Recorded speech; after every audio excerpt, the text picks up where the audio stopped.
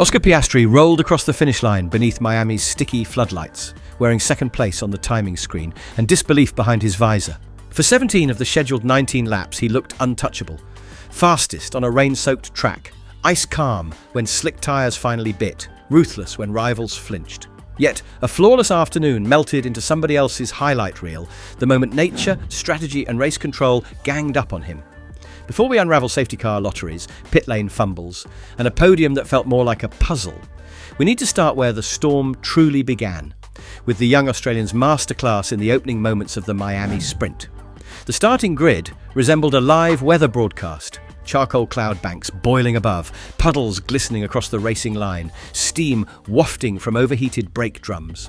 When the 5 red lights vanished, Piastri reacted like flint on steel.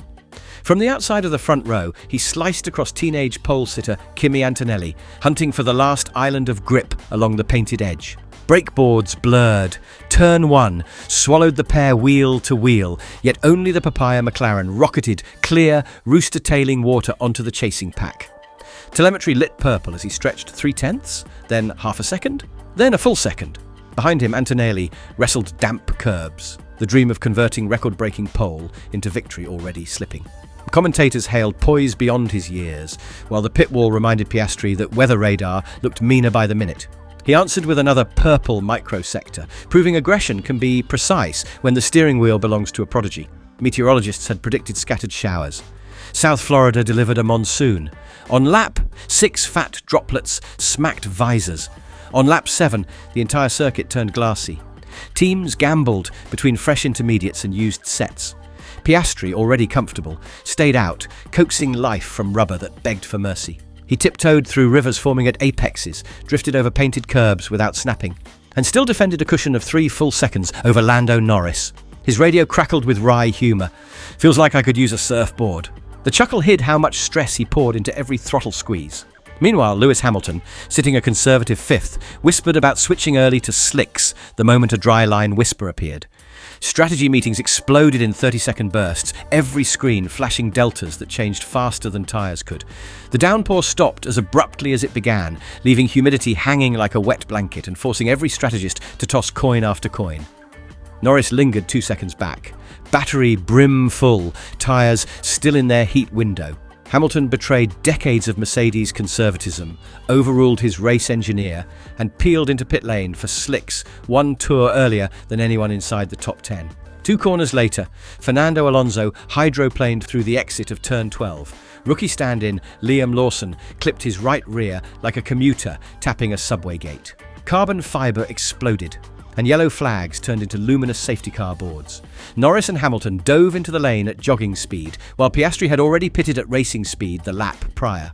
In less time than it takes to pour a coffee, Piastri's commanding lead converted into a cold tyre disadvantage. Norris rejoined first, Hamilton second, and the man who had painted the opening act suddenly sat third. On every screen in the garages, deltas spun from bright green to blood red. For Piastri, it felt as if somebody had robbed the bank and left him holding the receipt. 2 formation laps behind the silver Mercedes safety car drained precious heat from Piastri's slicks. When the track went green, he lit up the rears, scrabbling for traction just long enough for Norris to knife underneath at turn 1. Hamilton reproduced the ambush through the sweeping Marina curve, battery lights flashing emerald. Inside 400 ragged meters, the driver who had dominated the first half of the race became the hunter rather than the hunted. He wrestled temperature back into his Pirellis, but destiny had already scribbled the next headline. Max Verstappen is revered for millimetre judgment, yet Miami demanded penance. Red Bull released him into Antonelli's path. A front wing end plate kissed silver wheel rim.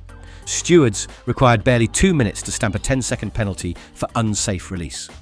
17th place, 0 points. It marked the first time since 2016 the Dutchman departed any World Championship session without adding to his tally. Inside the navy blue garage, silence spoke louder than any engine scream. For the paddock, the moment smelled of vulnerability, proof that dynasties like tyres blister under unexpected heat. Lawson's clash with Alonso earned 5 seconds and a license endorsement. Oliver Behrman, multitasking as Haas substitute, collected 5 seconds for an unsafe release that nearly unbolted Nico Hülkenberg's front wing. Alex Albon's dazzling on-track fourth vanished after stewards clocked him speeding while bunching behind the safety car. The Williams dropped to 12th. Charles Leclerc limped onward with a fractured end plate, accepting only a reprimand but surrendering aerodynamic grip. Each bulletin reshuffled the top 10 like cards caught in a gust, transforming provisional points into provisional heartbreak. Paddock television screens displayed classification after classification.